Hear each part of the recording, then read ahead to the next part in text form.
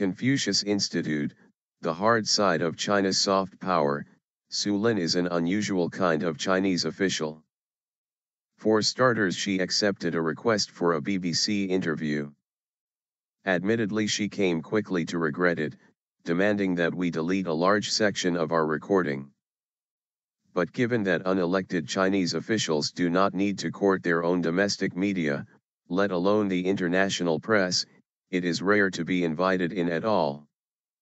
And it is even rarer to find an official who is prepared to be interviewed in English. But Ms. Su stands out from Chinese officialdom for yet another reason.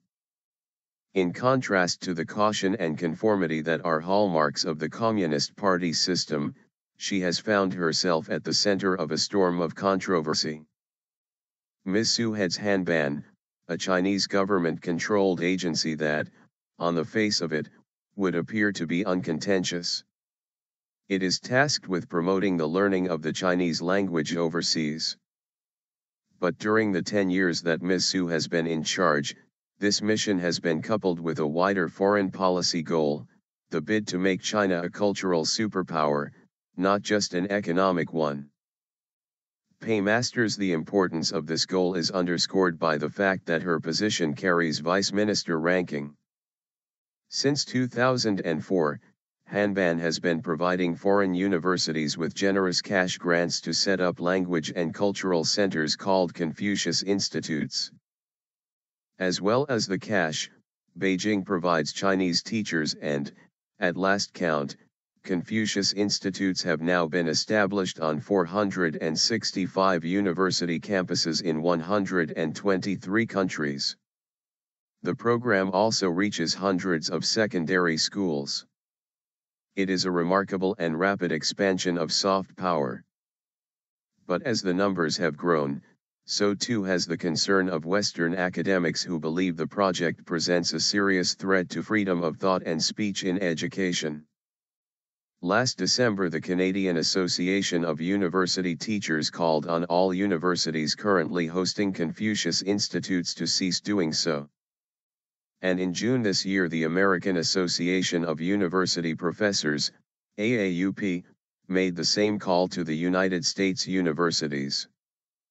Confucius Institutes, the AAUP statement said, function as an arm of the Chinese state and advance a state agenda in the recruitment and control of academic staff, the choice of curriculum, and in the restriction of debate.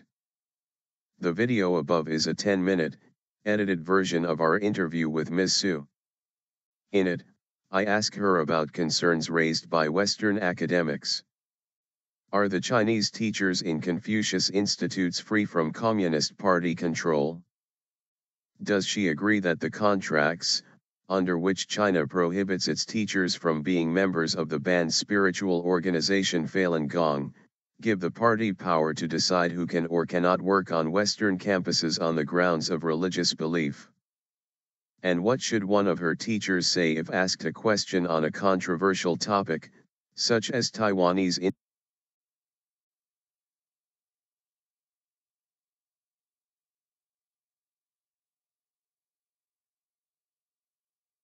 And what should one of her teachers say if asked a question on a controversial topic, such as Taiwanese independence, by a student in a Confucius Institute? China has, of course, not been deaf to the mounting criticism of the institutes, and recently state media has been rallying to their defense. But Ms. Su's interview represents one of the most comprehensive insights to date into official thinking about the program. Some of her answers will undoubtedly add to the controversy, particularly the reason she gives for her certainty that her teachers are free from political control.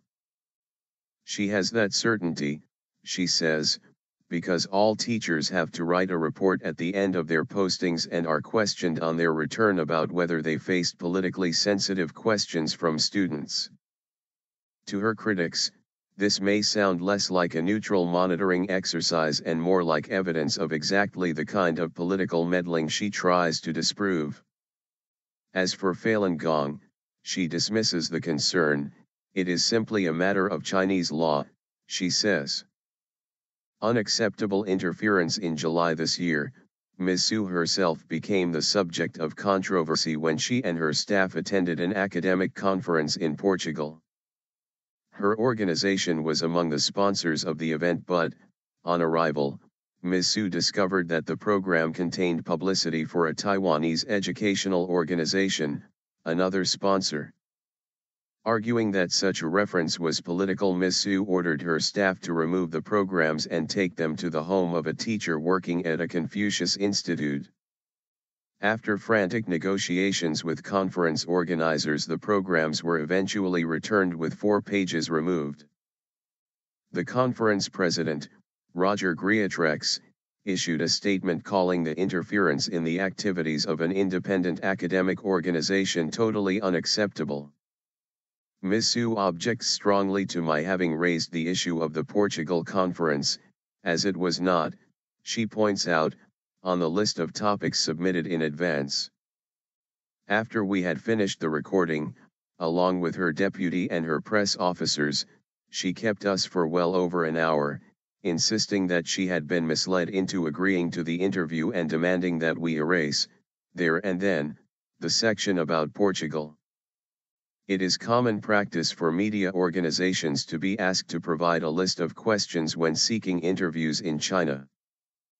But the BBC makes clear, as we did in this case, that while we are happy to give an outline of the general topics to be discussed, we do not give specific questions in advance.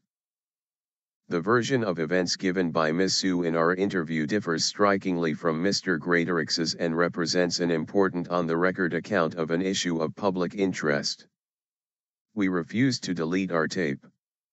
Welcome Cash. The Western defenders of Confucius Institutes argue that they are primarily language training centers, so there is little room for Beijing to use them to brainwash foreign students.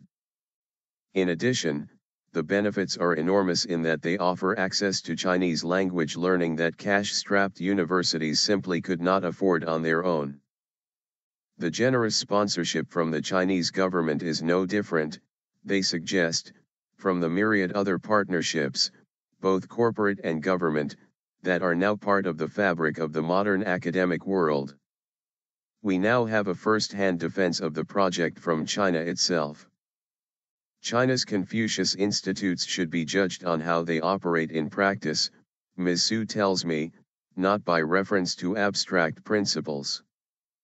And yet what if, in practice, that hypothetical student in the back of the language class ever does put up his hand to ask about Taiwanese independence?